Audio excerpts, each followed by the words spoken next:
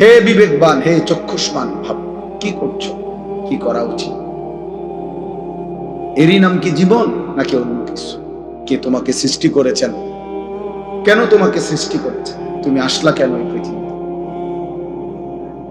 তোমার কি করা উচিত ছিল, তুমি যা করছো তাই কি না ভিন্ন কিছু, ভাবতে বলছি। আল্লাহ তাআলা কোরআনুল কারীমের মধ্যে বলছেন, আফা হাসিবতুম আন্নামা খালাকনাকুম আবাসান, আমার বান্দা তোমরা কি এই ভেবেছো আমি তোমাদেরকে এমনি এমনি সৃষ্টি করেছি, অনর্থক, আবাস, বেহুদা, খাইবা ঘুমাইবা পেশাব পায়খানা করবা, এর জন্য? এ তো জানোয়ারের স্বভাব, খায় ঘুমায় পেশাব পায়খানা করে, লজ্জাস্থানের চাহিদা পূরণ করে।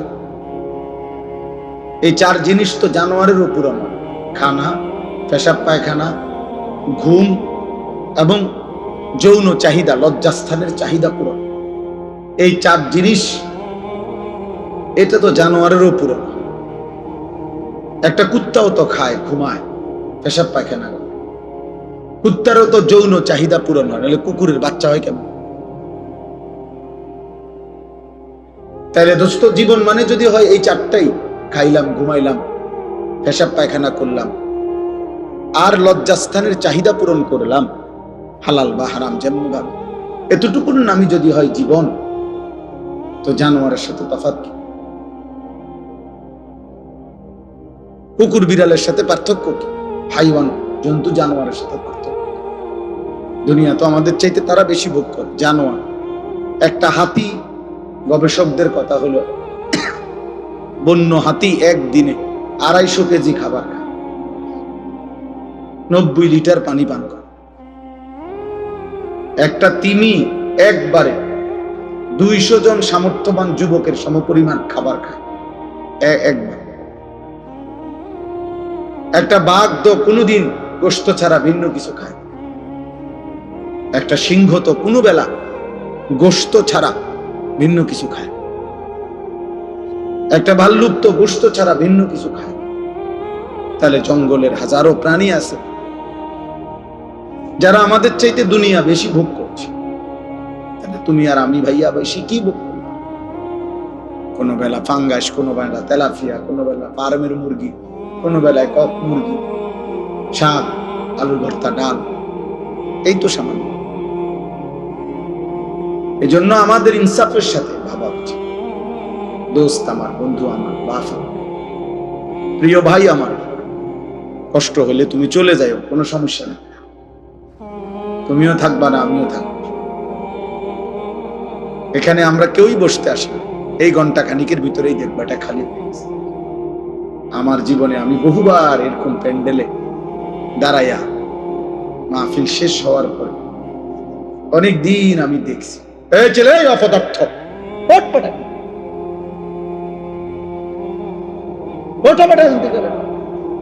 ফালতু কোথাকার।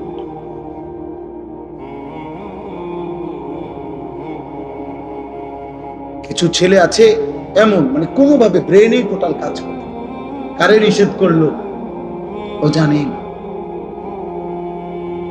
আফসোসের ব্যাপার, আফসোস, ন্যূনতম ব্রেন কোনো কাজ করে। আহা, এই পরিমাণ মাসহুর মানে জাদুগ্রস্ত মোবাইল আজকে তোমাদেরকে সেহের করলে, কোনো মানুষকে জাদু করলে ওর নিজস্ব ব্রেন, বুদ্ধি, বিবেক কাজ করে না।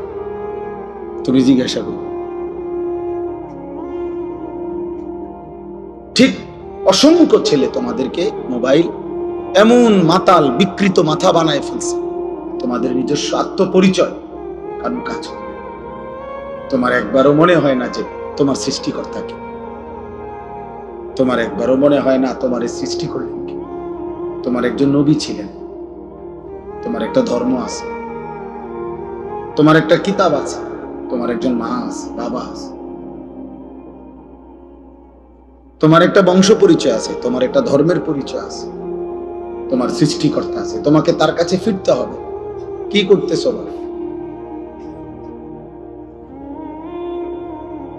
এতটুকু আত্ম অনুভূতি যার ভিতরে নাই, যে নিজের বিবেক নিজের মধ্যে জাগে না,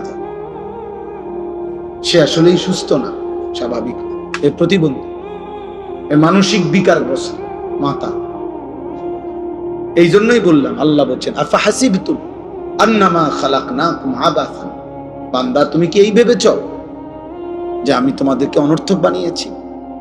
ওয়া আন্নাকুম ইলাইনা লা তুরজাউন, এবং আল্লাহ বলেন আর এটাও কি ভেবেছো, মনে করছো যে তোমরা আমার কাছে আসতে হবে না?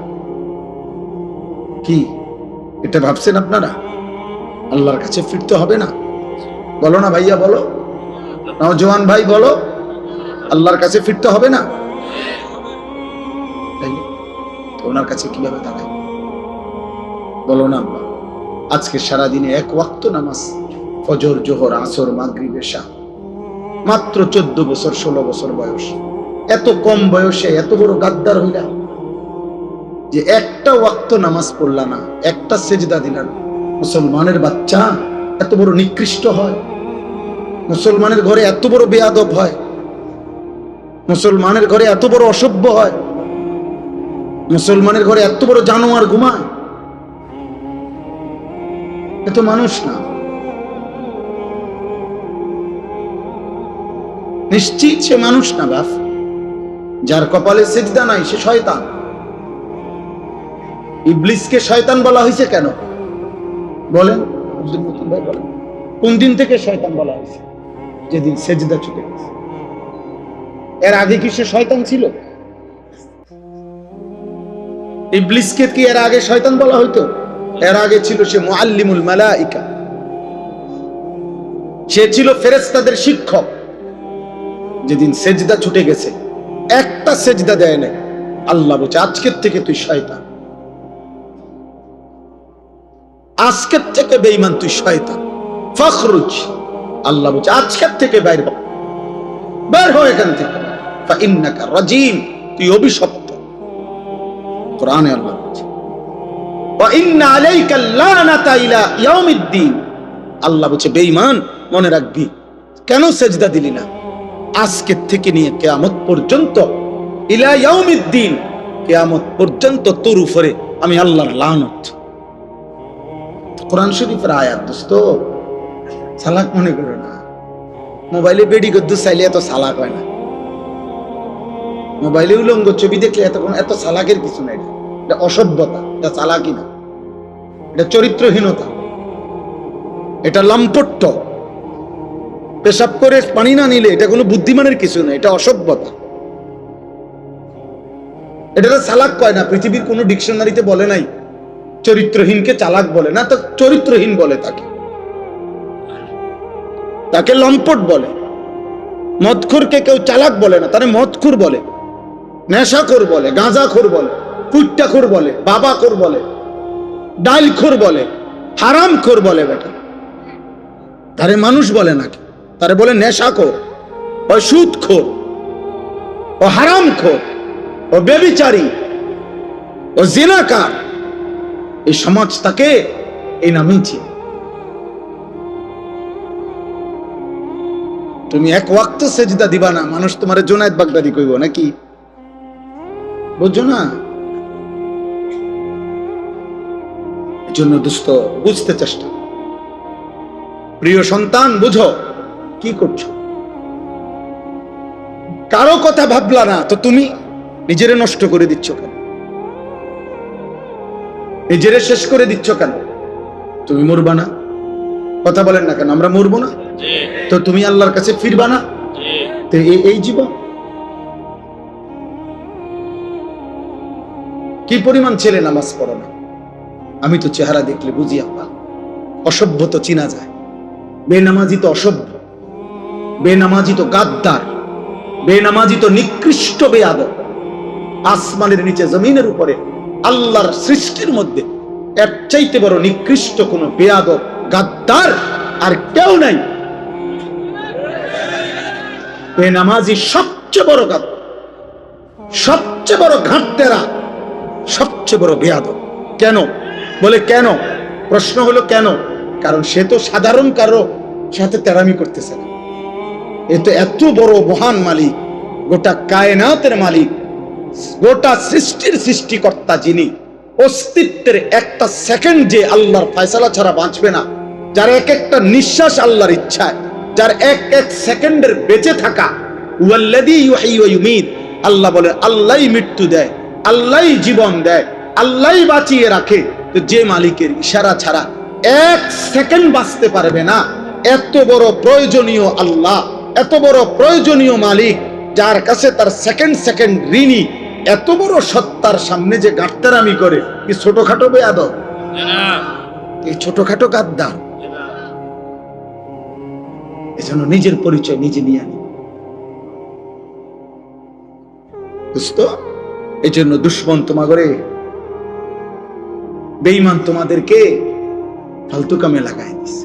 বলছে তোর যেহেতু জীবনের কোনো বেল নাই, তুই কাছে মোবাইল টিপ, তুই যেহেতু অপদার্থ, মুতে ধরলে মুইতালাস, জ্যাম দিয়ে সুবিধা হয় না মুইতালা, মন চাইলে খারাইও মতে, মন চাইলে বইও মতে।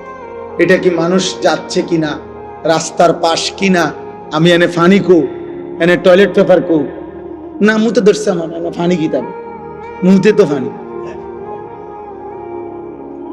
আস্তাগফিরুল্লাহ, আস্তাগফিরুল্লাহ, আস্তাগফিরুল্লাহ, আস্তাগফিরুল্লাহ। মানে বেখেয়ালি বাবা, এই জীবন খামখেয়ালি, এটা জীবন না, এটা সুস্থতা না বাপ, এটা হতেই পারে না। এত বড় গাদ্দারি আল্লাহর সাথে করা ঠিক না। আল্লাহ তাআলা বলছে বান্দা আমি ছাড়বো না। তুমি জানো না বান্দা, আমি শুধু রহমান না, আমি শুধু রহিম নয়, আমার আরো নাম আছে। আল্লাহ পাকের নাম এই দুইটাই তো। আল্লাহ শুধু গাফফার, শুধু গফুর, আল্লাহর আর নাম নাই। আল্লাহ তো কাহ্হার, এটাও তো আল্লাহর নাম। প্রবল প্রতাপান্বিত, আল্লাহ তো জব্বার, প্রচন্ড ক্ষমতাধর। আল্লাহ তো যুনতিকাম, আল্লাহ তাআলা প্রতিশোধ গ্রহণকারী। আল্লাহ তো বলছে আজিজ, মহা শক্তিশালী। আল্লাহ তো বলছে সারিউল হিসাব, খুব দ্রুত হিসাব গ্রহণকারী। আল্লাহ তো বলছে শাদীদুল ইকাব, আমি আল্লাহ কিন্তু কঠোর শাস্তিদাতা। তুমি আমারে কি ভেবেছো বান্দা? আমার এক ঢোক পানির হিসাব আমি নেব, আমার একটা একটা নিঃশ্বাসের হিসাব আমি নেব বান্দা। কোরআন কারীমে আছে সুম্মা লাতুসআলুন্না ইয়াওমাইদিন আনিন নাঈম। আল্লাহ বলছে বান্দা আমার দেওয়া প্রতিটি নিয়ামত আমি আল্লাহ জিজ্ঞেস করি। খোদার কসম, তাফসীরের মধ্যে আমরা নিজে পড়ছি বাপ, নবীজি সাল্লাল্লাহু আলাইহি সাল্লামের সাহাবী হযরত ওমর এবং নবীজি নিজে এবং আবু বকর সিদ্দিক রাদিয়াল্লাহু তাআলা আনহুমা, ওনারা তিনজন একবার 3 দিন টানা ক্ষুধার্ত ছিলেন। 3 দিন পরে 3টা বা 4টা খেজুর খাইছেন আর একটু পানি পান করছেন। এই তাফসীরের মধ্যে আছে আল্লাহর নবী সাল্লাল্লাহু আলাইহি সাল্লাম ওমরকে বলছে, ওমর এই যে 3 দিন পরে আজকে 2টা খেজুর খাইলা আর এক ঢোক পানি পান করলা, ওয়াল্লাহি লাতুসআলু আন হাদান নাঈম, আল্লাহর কসম ওমর এই 2টা খেজুর এবং এই এক ঢোক পানির হিসাবও আখিরাতে আল্লাহর সামনে দিতে হবে। ওয়াল্লাহি লাতুসআলু, আল্লাহর কসম ওমর এর হিসাব দিতে হবে। কি মনে করছো আব্বা? খুব চালাক মনে করতেছো? হ্যাঁ, তোমার চাইতে বড় বড় ক্ষমতাধর ফেরেশতা লাত্তি দিয়া কবরে পাঠাই দিছে। তোমার চাইতে বড় বড় মাতবর এই পৃথিবীতে 40 হাত লম্বা মানুষ ছিল, আদ জাতি। কোরআনে আল্লাহ বলছে আল্লাতী আলাম তারা কাইফা ফাআলা রাব্বুকা বিআদ ইরামা যাতিল ইমাদ আল্লাতী লাম ইউখলাক মিথলুহা ফিল বিলাদ। আল্লাহ বলেন ওই জাতির মতো মানুষ আমি আর কখনো বানাই নাই। সর্বনিম্ন সবচেয়ে ছোট মানুষটা তাফসীরে আছে 40 হাত লম্বা হতো। সবচেয়ে কম বয়সী লোকটা,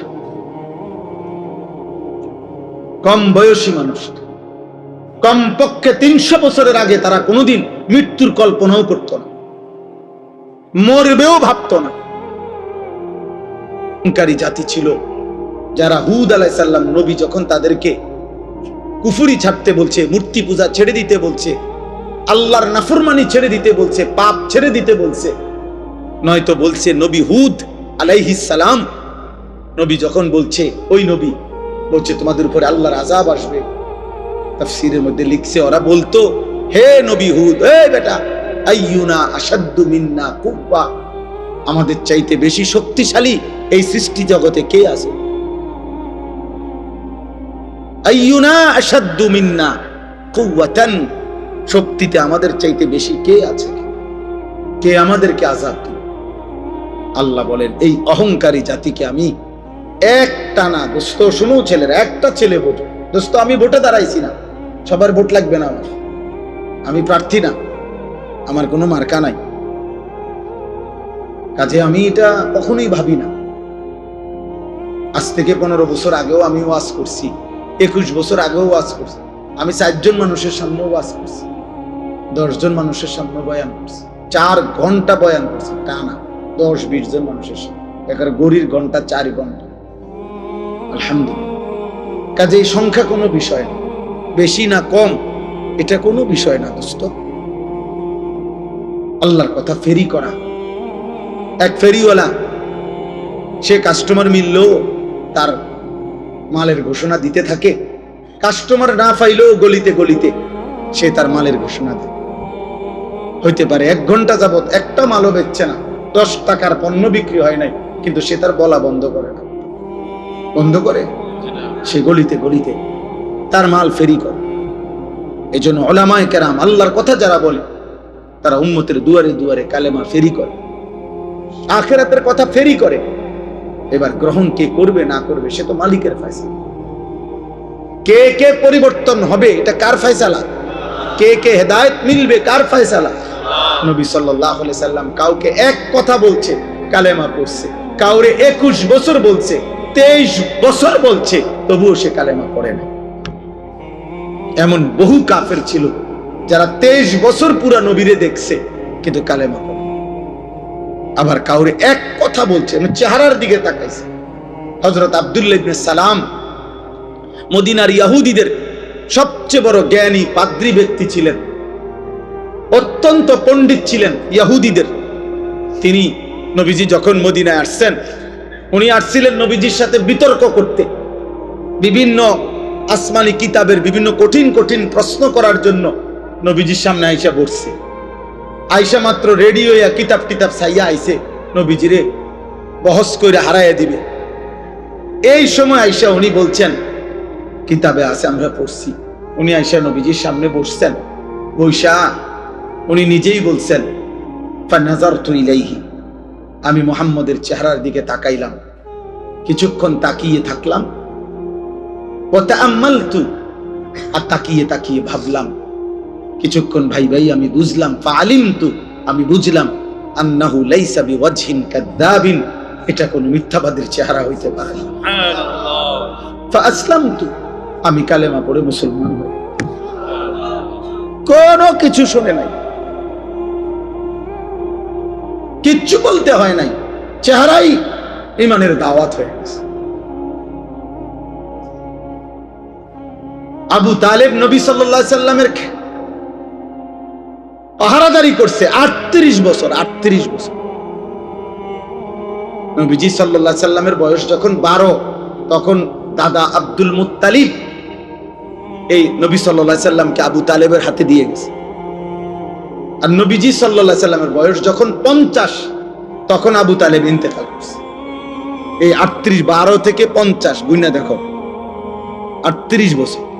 38 বছর রাতে দিনে সকালে দুপুরে নবীজি সাল্লাল্লাহু আলাইহি সাল্লামের আদব আখলাক, চলা ফেরা, কথা বার্তা, রুচি পছন্দ সবকিছু আবু তালেব জানতো যে ভাতিজা এই 38 বছরে 1 সেকেন্ডের জন্যই ভাতিজা কোনোদিন মিথ্যা বলে নাই। একটা শব্দ ভাতিজার চরিত্রের মধ্যে একটা দাগ লাগাবে এমন ছিল না, এটা আবু তালেব জানতো। আবু তালেব বলতো, কিন্তু আল্লাহর ফয়সালা ছিল না, যার কারণে 38 বছরের সংস্পর্শের পরেও আবু তালেব বেঈমান হয়েই কবরে গেছে। বুঝছনি দোস্ত? চালাক মনে করো না, চালাক চুল কদ্দুর রাইখা মাতবুরি মনে করো না, না না না, এটা প্রতিবন্ধী মনে রাখো। যার নিজস্ব আত্মসম্মান নাই সে প্রতিবন্ধী। যে নিজের বংশ চেনে না, যে নিজের বাবার ইজ্জত চেনে না, যে তার ধর্মের সম্মান চেনে না, যে তার আল্লাহর পরিচয় জানে না, যে তার নবীর পরিচয় জানে না, যার নিজের আত্মমর্যাদা নাই, কখনো ইহুদিরটা, কখনো খ্রিস্টানেরটা, কখনো হিন্দুরটা, কখনো খেলোয়াড়ের, কখনো নায়কের, কখনো ফুটপাতের, কখনো মোবাইলের কোনো পাগল কিংবা ছাগলের চুল চেহারা যার পছন্দ, তুমি ডাক্তার দেখাও, তুমি প্রতিবন্ধী মানসিক বিকৃতগ্রস্ত মানুষ। আমার আত্ম অনুভূতি আছে, আমি বুঝ হওয়ার পর থেকে পাঞ্জাবি পড়ি, আমি বুঝ হওয়ার পর থেকে টুপি মাথায় দেই। আমার প্রথম যেদিন দাড়ি উঠতে শুরু করছে সেদিন থেকে আজকের 44 বছর পর্যন্ত আমি কোনোদিন দাড়ি কাটি নাই। আমার যেদিন বুঝ হয়েছে সেদিন থেকে আমি চুল চারদিকে সমানভাবে কাটি। আমি বুঝ হওয়ার পর থেকে লুঙ্গি পরি, আমি ছোট্টবেলা থেকেই মিসওয়াক করি।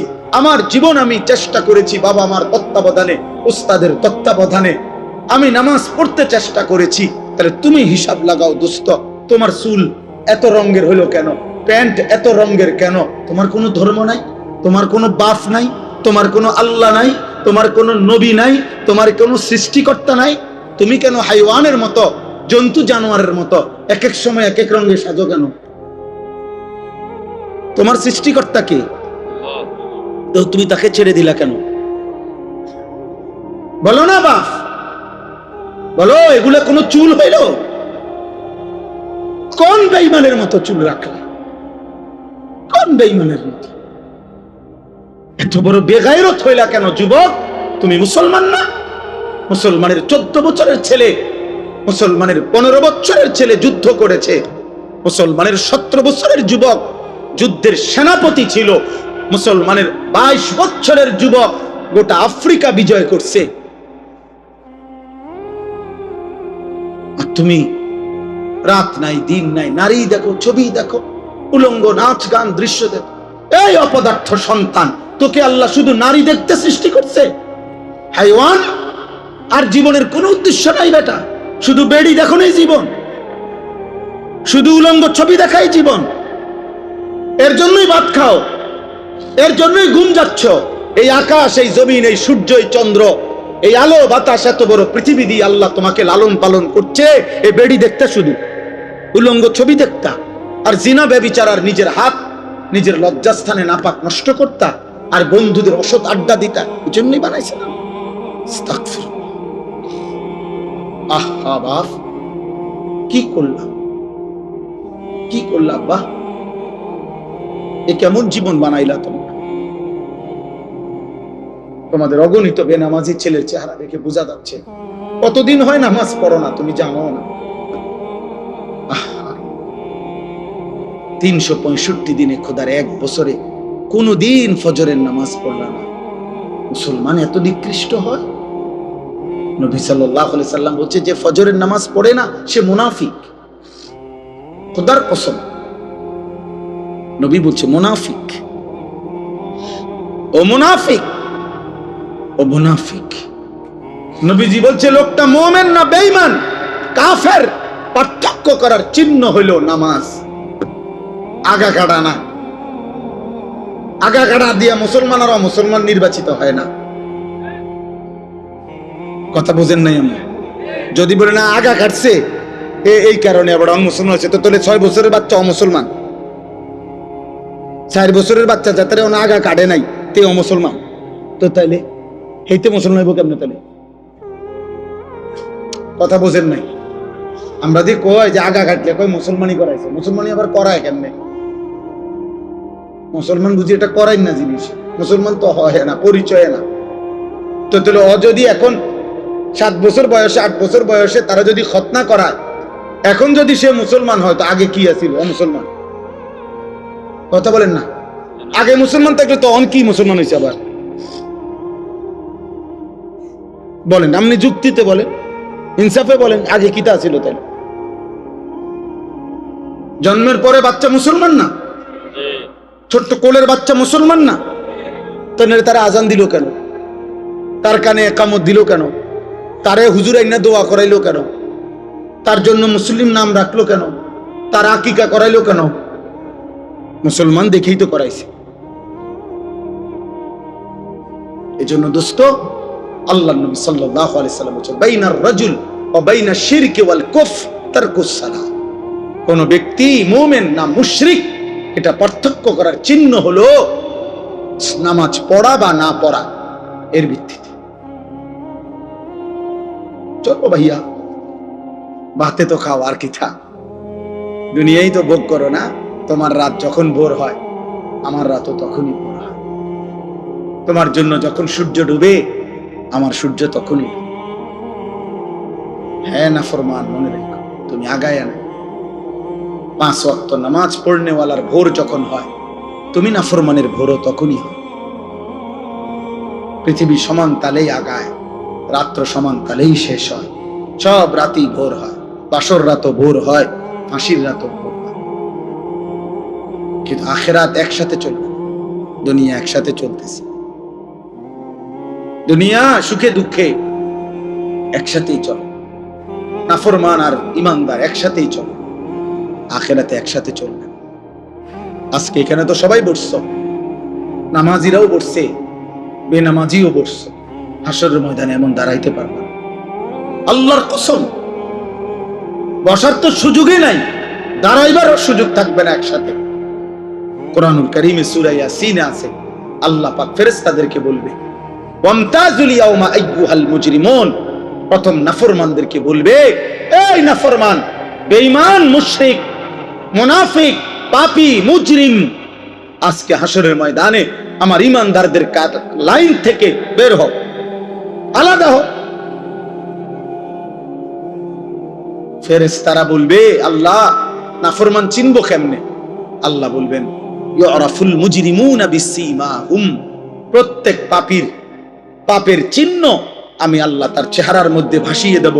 তোমরা যাও, যাও, গেলেই দেখবা চেহারায় কম্পিউটারের মতো, কম্পিউটারের মনিটরের মতো, স্ক্রিনের মতো তার চেহারার মধ্যে সুদের চিহ্ন, ঘুষের চিহ্ন, চুরির চিহ্ন, ডাকাতির চিহ্ন, জিনার চিহ্ন, ব্যভিচারের চিহ্ন, নগ্ন নারীর চিহ্ন, হারাম দৃশ্য, হারাম গুনাহ আমি তার চেহারায় ভাসায় দেব।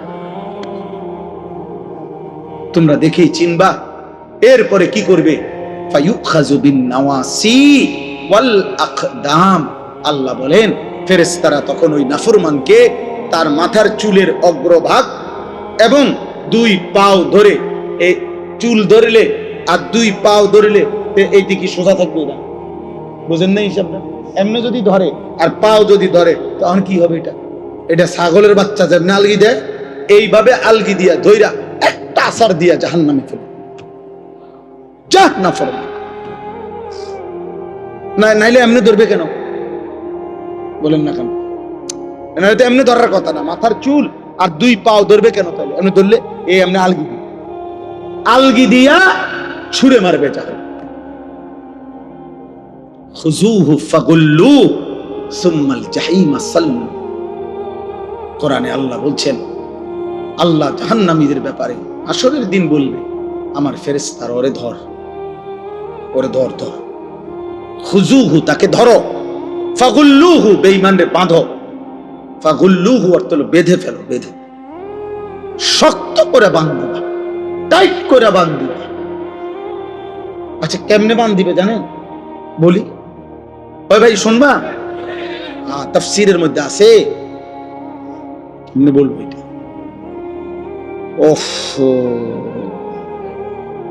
কোন মানুষকে যে সেলাই করে, অ্যাক্সিডেন্ট হইলে যে মানুষকে সেলাই করে না, এই সেলাই মানে কি?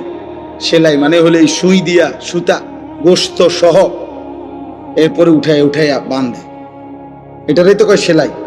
3টা সেলাই লাগছে, 5টা সেলাই লাগছে, কয় না? খোদার কসম তাফসিরে লিখছে, নাফরমানকে ফেরেশতা এইভাবে, যেভাবে চামড়া সেলাই করে অ্যাক্সিডেন্টের রোগীর, সুই দিয়া সুতা দিয়া এইভাবে সেলাই করে করে বাঁধে।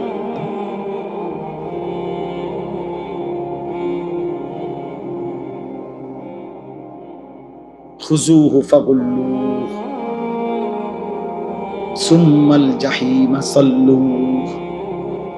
ফেরেশতা বলবে, রব্বুল আলামিন আমি তো বেঁধে ফেলেছি, এবার কি করব? আল্লাহ বলবেন সুম্মাল জাহিমা সাল্লু। ফেরেশতা একটা লাথি মাইরা জাহান্নামে ছুঁড়ে মারো, ফেলে দাও তারে জাহান্নামে। সুম্মা ফি সিলসিলাতিন যারউহা 70 যিরাআন ফাসলুকুহ। যখন তাকে জাহান্নামে ফেলা হবে, আল্লাহ এবার জাহান্নামের মধ্যে ভিতরে যেই ফেরেশতারা আছে, ওই ফেরেশতাদেরকে আল্লাহ বলবে, ফেরেশতারা আমার এই নাফরমান বেঈমান বান্দাটাকে 70 হাত আগুনের শিকল দিয়ে আবার তার হাতের মধ্যে বা গলার মধ্যে বেঁধে আবার বাঁধো। এবার ফাসলুকুহু, তারে কুত্তার মতো পুরা জাহান্নামের মধ্যে ঘুরাও। বাকি জাহান্নামীদের সাথে পরিচয় করিয়ে দাও, এই নাফরমানের পাপ তাও বলে দাও।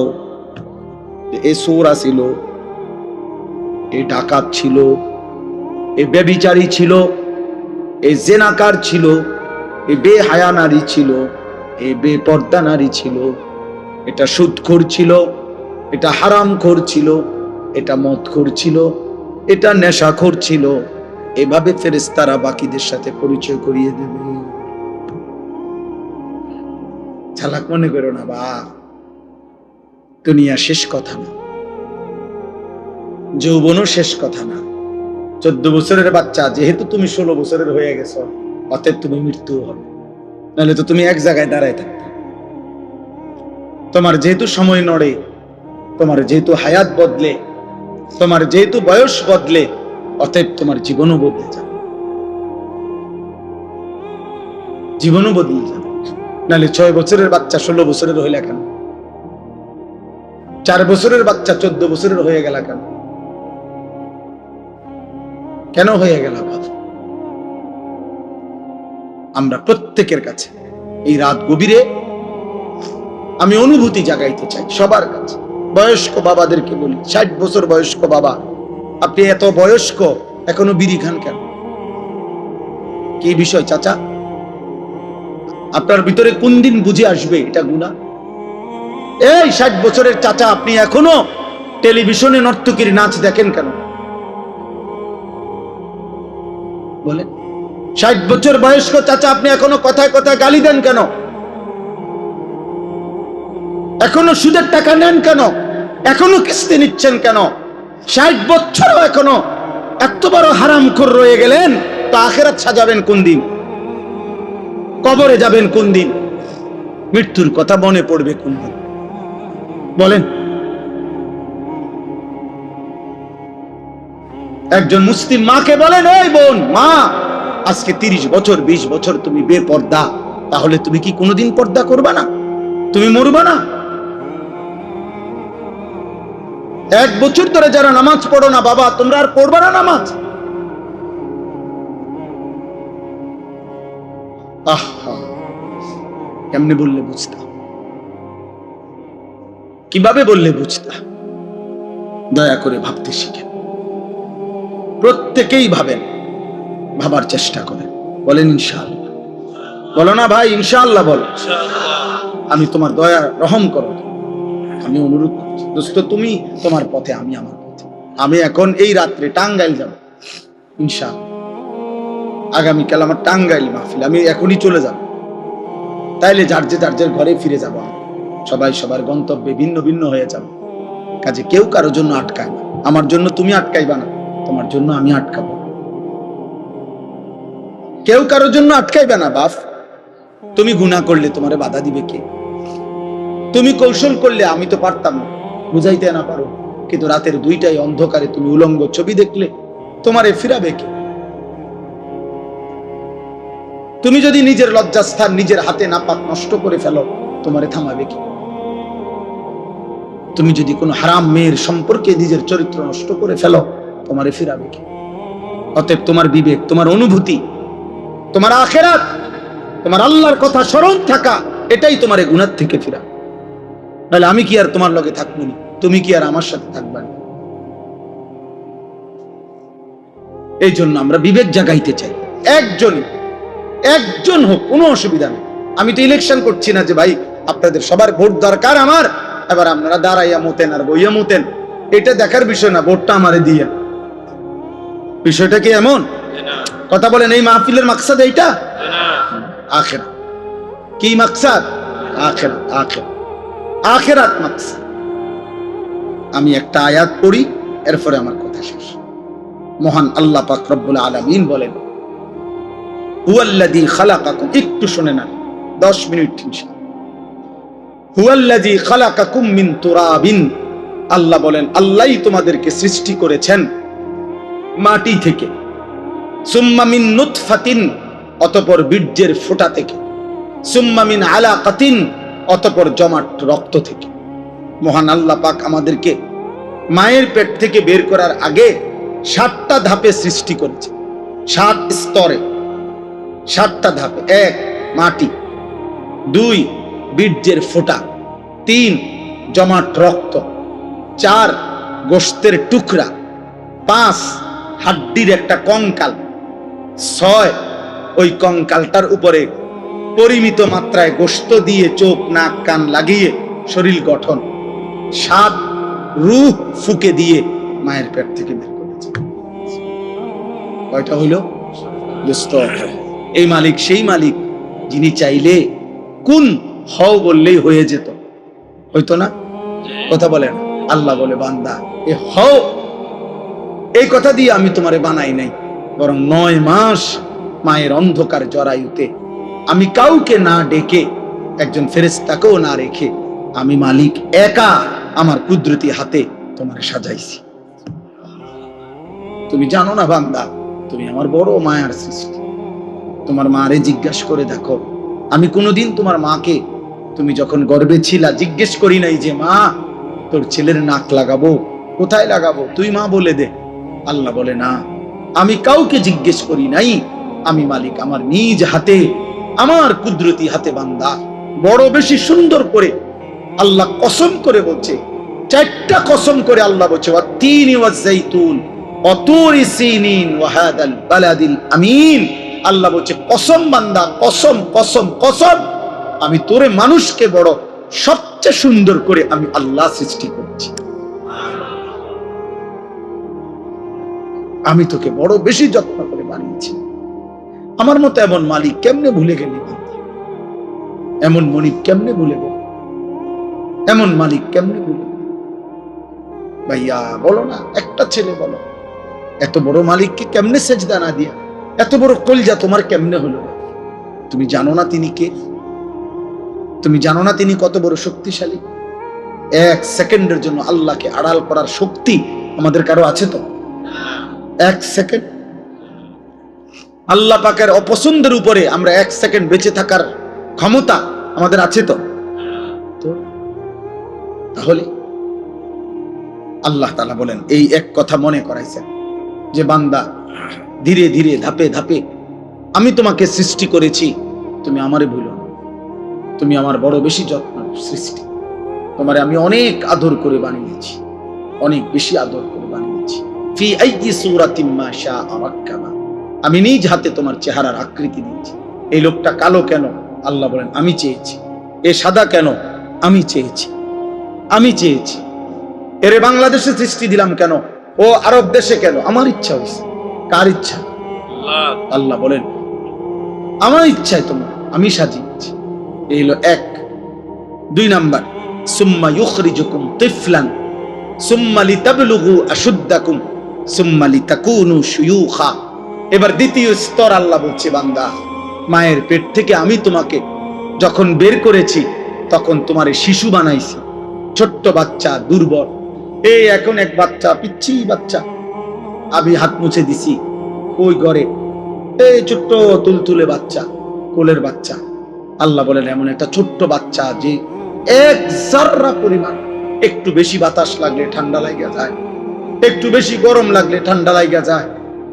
1 সেকেন্ড যদি খাটের থেকে কাইত হইয়া পড়ে যায় তাহলে আর বাঁচবে না। এমন নরম, এমন তুলতুলে এক দুর্বল শরীরে আমি আল্লাহ মায়ের পেট থেকে যখন শিশু হিসাবে বের করেছি, সুম্মা লিতাবলুগু আশুদ্দাকুম, আমি আল্লাহ সেই দুর্বল শরীরে ধীরে ধীরে ধীরে শক্তি দিতে দিতে পূর্ণ শক্তি যৌবনে পরিণত করেছি। আমি বানিয়েছি, আমি বানিয়েছি। আজ 16 বছরে, আজ 18 বছর বয়সে তুমি তাগড়া, তোমার শরীর স্বাস্থ্য, হাত পাও, অঙ্গ প্রত্যঙ্গ আমি আল্লাহ, আমি শক্তিশালী বানিয়েছি। আজ আর আমারে চিনলা না, আজ আমাকে চিনলাম। তুমি কি কোনোদিন কোলের বাচ্চা দেখো নাই? তুমি কি মায়ের কোলের বাচ্চা সন্তান দেখো নাই? ও কেমন ছিল, তুমি কি এমন ছিল না? সেই মালিক আজকে আমাদেরকে এতটা শক্তিশালী বানাইছেন, আজ তাকে ভুলে গেলেন।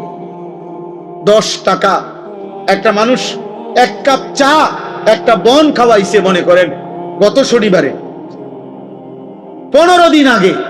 এই 10 টাকার কৃতজ্ঞতার জন্য মানুষ এক সপ্তাহ পরে, 15 দিন পরে ওই লোকটাকে যদি ডাকে, চলো একটু এক জায়গায় যাবো, এই লোকটা লজ্জায় পড়ে হলো কয় যে তা বেচারা আমারে 10টা টাকা খাওয়াইছে। একটা ভদ্রতা তো আছে, কৃতজ্ঞতা। এক্ষুনি কেমনে মানা করে দেই মুখের উপরে, সে তো আমারে অমুক দিন 10টা টাকা খাওয়াইছে কিছু। মানুষ 10 টাকার কৃতজ্ঞতার জন্য যদি একজনের কথা শুনতে পারে, কিছু দূর যাইতে পারে। এত বড় সৃষ্টি, এত বড় কায়নাত, এত বড় আসমান ও জমিনের কোটি কোটি নিয়ামত দিয়ে যিনি আমাকে তোমাকে 24 ঘন্টা লালন পালন করছেন, সেই আল্লাহর কৃতজ্ঞতার জন্য তাকে কি সেজদা দেওয়া উচিত না? বলো না বাপ, কেমনে ঘুমাইবা? নামাজ না পড়ে কেমনে ঘুমাইবা? যদি এই ঘুমার না ভাঙে, এই রাত যদি আর ভোর না হয়, তোমরা যারা এক ওয়াক্ত নামাজ পড়লা না, আবার রাত 2টা 3টা পর্যন্ত নারী দেখতে দেখতে, অশ্লীল ছবি দেখতে দেখতে, উলঙ্গ দৃশ্য দেখতে দেখতে ঘুমাও, তোমাদের তো বীর্যপাত হয়। হারাম দৃশ্য দেখলে বীর্যপাত হয়, শরীরটা নাপাক হয়ে যায়, দুর্গন্ধযুক্ত হয়ে যায়। তাহলে শরীরটাও নাপাক। নিজের হাত নিজের লজ্জাস্থানে নাপাক ব্যবহার করলে শরীর নাপাক এবং মালউন। নবীজি বলছেন নাকিহুল ইয়াদে মালউন, যে নিজের হাত নিজের লজ্জাস্থানে নাপাক ব্যবহার করে সে অভিশপ্ত, মালউন, অভিশপ্ত। নবী বলছে সে ব্যভিচারী, সে জিনাকার। আর বিশুদ্ধ হাদিস একটা ছেলে মনে রাখো, নবী বলছে লা ইয়াজনি জানি হিনা ইয়াজনি ওহুয়া মুমিন, যে ব্যভিচার করে, যে জিনা করে, সে মুমিন থাকে না, মুমিন থাকে না, মুমিন থাকে না। তাহলে না এক ওয়াক্ত নামাজও পড়লা না, আর নারী দেখতে দেখতে, হারাম দেখতে দেখতে শরীরও নাপাক করলা। এই ঘুম যদি আর না ভাঙে, কি হবে খবর? কি হবে তোমার আখিরাত? কি হবে তোমার ইমানের হালাত? বলো না বাপ, কি করছো তোমরা? কি করছো তোমরা? অনেক ছেলে তোমাদের চেহারা দেখলেই বোঝা যাচ্ছে তোমরা নামাজ পড়ো না। চেহারা দেখলেই বোঝায় মোবাইলে আসক্ত, চেহারা দেখলেই বোঝা যায় চেহারাটা কালো হয়ে আছে। আহা, গুনাহ তোমাদের চেহারা কালো করে ফেলছে। চেহারায় কোনো রস কস, দয়া মায়া নাই। চুল চেহারার মধ্যে মুসলমানের কোনো চিহ্ন নাই। সারাদিনের চলাফেরার মধ্যে ঈমান আমলের কোনো নমুনা নাই। একটা বারও পেশাব করে টয়লেট পেপারও ব্যবহার করো না, পানিও ব্যবহার করো না। আহা, এটা কোনো আখলাক? তুমি কোনোদিন কুত্তা দেখো নাই? তুমি রাস্তার কুত্তা দেখো না? কুত্তাও তো পেশাব করে পানি নেয় না, কুত্তাও তো টয়লেট পেপার ব্যবহার করে না। তুমি দেখো না আব্বা, মাঝে মাঝে সবচেয়ে উত্তম হয় ওই কুকুরের সাথে একটা সেলফি উঠাইয়া দুজন একসাথে দিলে ভালো। হ্যাঁ হ্যাঁ, ভালো হবে, সুন্দর দেখাবে, মানাবে ভালো, যে দেখে আমরা দুইজন একই আচরণ। ও পেশাব করে পানি নেয় না, আমিও নেই। লজ্জা থাকলে মুসলমান হও, লজ্জা থাকলে মুমিন হও, লজ্জা থাকলে মুহাম্মদ আরবি সাল্লাল্লাহু আলাইহি সাল্লামের সুন্নাত অনুসরণ। ইসলাম মানো, দ্বীন মানো।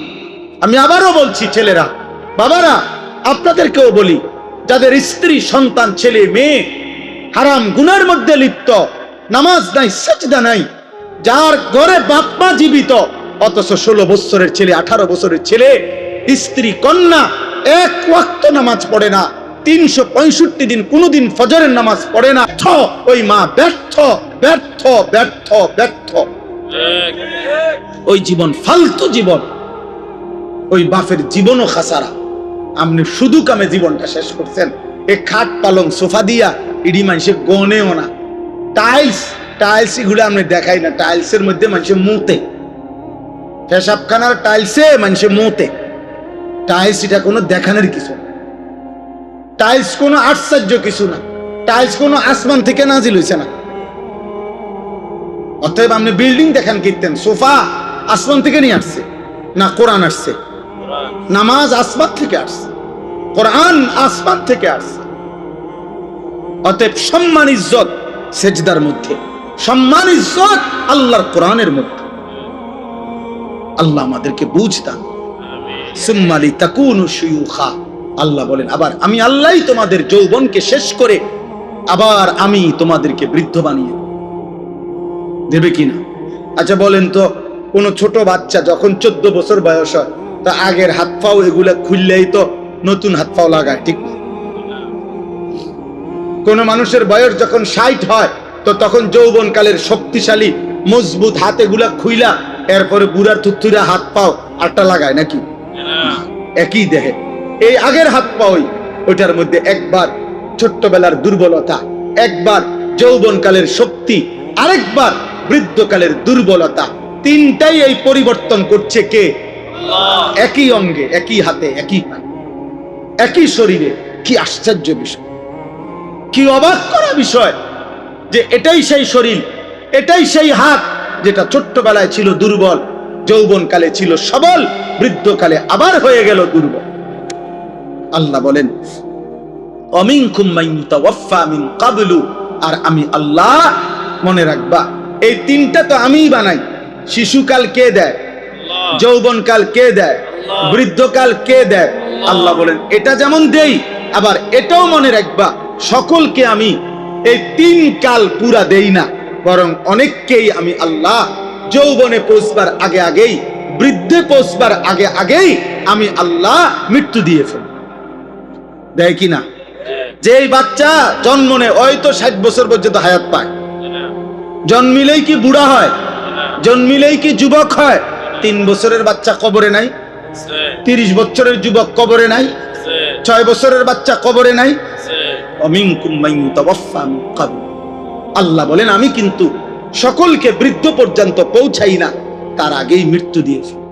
তাইলে এখানেও তুমি ভাবো যে তুমি আগামীর ঘন্টা, আগামীর মিনিট, আগামীর সপ্তাহ, আগামীর বছর বাঁচবা তার কোনো নিশ্চয়তা নাই বান্দা। অতএব আজই গোলামি করো, আজই বন্দিগি করো, আজই ইবাদত।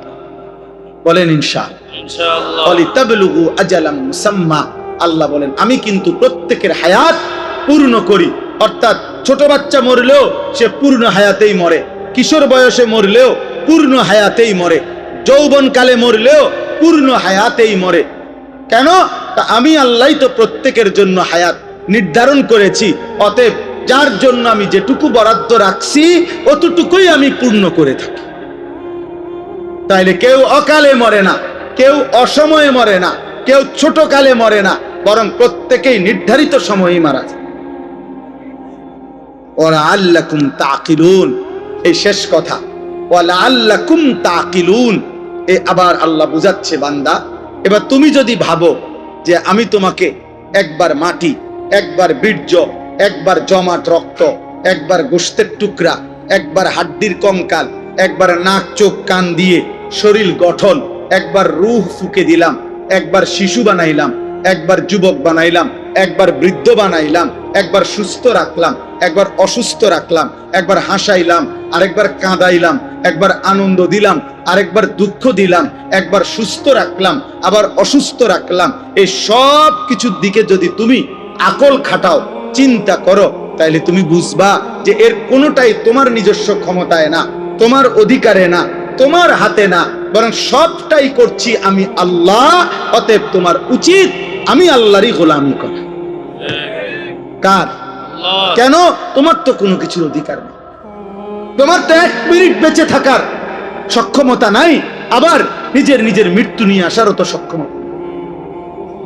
অতএব আমরা প্রত্যেকেই আজকের এই রাত গভীরে দয়া করে ইনসাফের সাথে আমি অনুরোধ করলাম, প্রিয় ছেলেরা, বাবারা, পর্দার আড়ালের মা বোন, প্রত্যেকেই কষ্ট করে আমরা এই শেষ গভীর রাতে আমরা নিয়ত করি আমরা 5 ওয়াক্ত নামাজ পড়ব।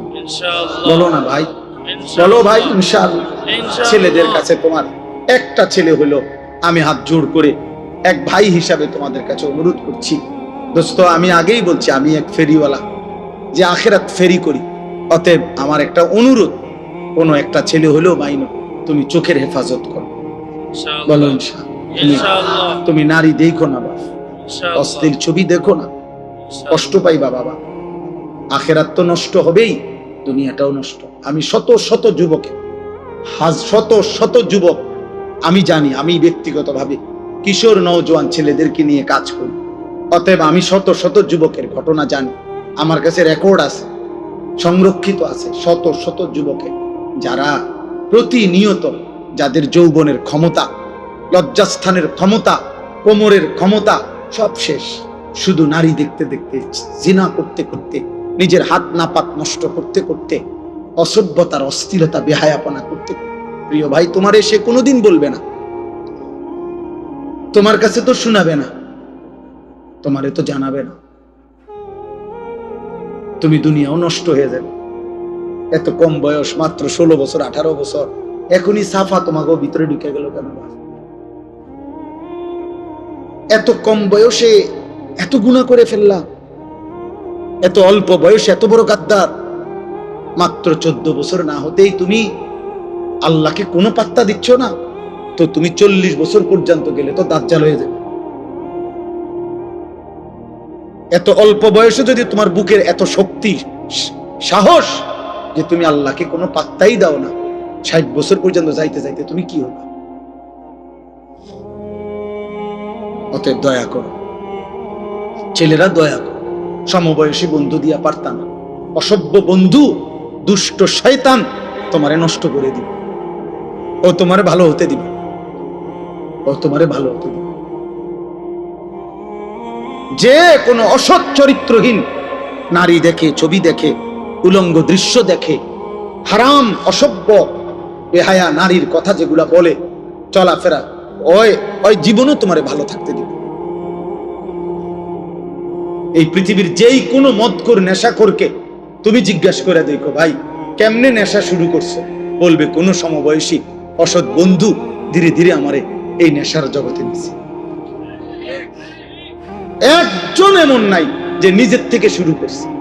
আরে বিড়ি খায় যারা, বিড়ি, যে সমস্ত বুড়া বেড়া 70 বছর বাঁকা হয়ে গেছে, বুড়া বিড়ি খায়, এ বিড়ি খাওয়াই না বুড়া মিয়ারে জিগান, সাসা পশ্চিম দিকে ফিরে আল্লাহরে সাক্ষী রেখে বলেন বিড়ি খানা শুরু করছেন কেমনে?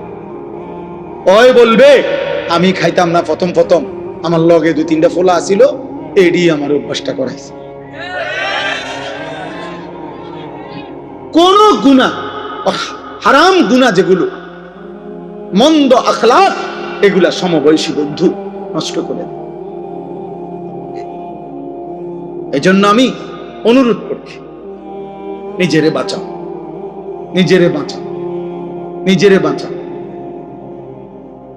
আখিরাতে তুমি একা হয়ে যাবা, কবরে তুমি একা হয়ে যাবে, অসুখে দুঃখে অ্যাক্সিডেন্টে বিপদে তুমি একা হয়ে যাবে। যেদিন তোমার পাও ভাঙে গেলে মোটরসাইকেলে, তোমার বন্ধুদের পাও ভাঙবে। তুমি যদি ডায়াবেটিসে বা মারাত্মক কোনো বিমারিতে আক্রান্ত হয়ে দুর্বল হয়ে যাও, বন্ধুরা কেউ পাশে থাকবে না। কবর আখিরাতে তো নাই, দুনিয়া তো। সুখের বেলায় অনেকেই মিলে, দুঃখ পেরেশানিতে কেউ মিলে না, কেউ মিলে না। আল্লাহ আমাদেরকে হেফাজত করে, আল্লাহ আমাদের ছেলেদেরকে আখলাক দান, আল আহদাফ ফাউন্ডেশন আল্লাহ তাআলা কবুল করে। আজকের এই মসজিদের এই আয়োজন, ফাউন্ডেশনের এই আয়োজন, এই তাফসীরুল কোরআন মাহফিল আল্লাহ তাআলা কবুল করেন। সবাই মিলে মেহেরবানি করে আমরা এই 2টা কাজ আমি সবাইকে বললাম। 1 নাম্বার, চোখের হেফাজত করেন। বয়স্ক মাঝ বয়সী যারা টেলিভিশন দেখেন, নাটক সিনেমা দেখেন, চা দোকানে আড্ডা দেন, আপনাদের কাছে অনুরোধ, আপনারা এই মন্দ আখলাক ছেড়ে দেন। চা খান, কোন মানান, চা দোয়ানের বিরুদ্ধে আমি বলি না, চা খান, আমার সময় চা আমিও তো খাই, কিন্তু বেডি চান কেন? নর্তকী দেখেন কেন? নাটক সিনেমা দেখেন কেন? 60 বছরে যার লজ্জা হয় নাই, ও তো বেটা এত বুড়ো বয়সে যদি লজ্জা শরম না হয়, আপনার আখিরাত কি হবে? অতএব সবাইকে বলি, মা বোন যারা পর্দার আড়ালে আছেন, আপনাদেরকে বললাম, আপনাদের ইজ্জত, আপনাদের সম্ভ্রম, আপনাদের সম্মান মর্যাদা, নিজের পর্দা পুশিদা রক্ষা করো। কিশোর যুবক ভাই, সবাই ভালো হয়ে চলো। তোমরা চেষ্টা করো, পারবা ইনশাআল্লাহ। যে গুনাহ করতে পারে সে নেকিও করতে পারে, যে করতে পারে সে ছাড়তেও পারে, যে সামনে যাইতে পারে সে পিছাইতেও পারে, পারে না?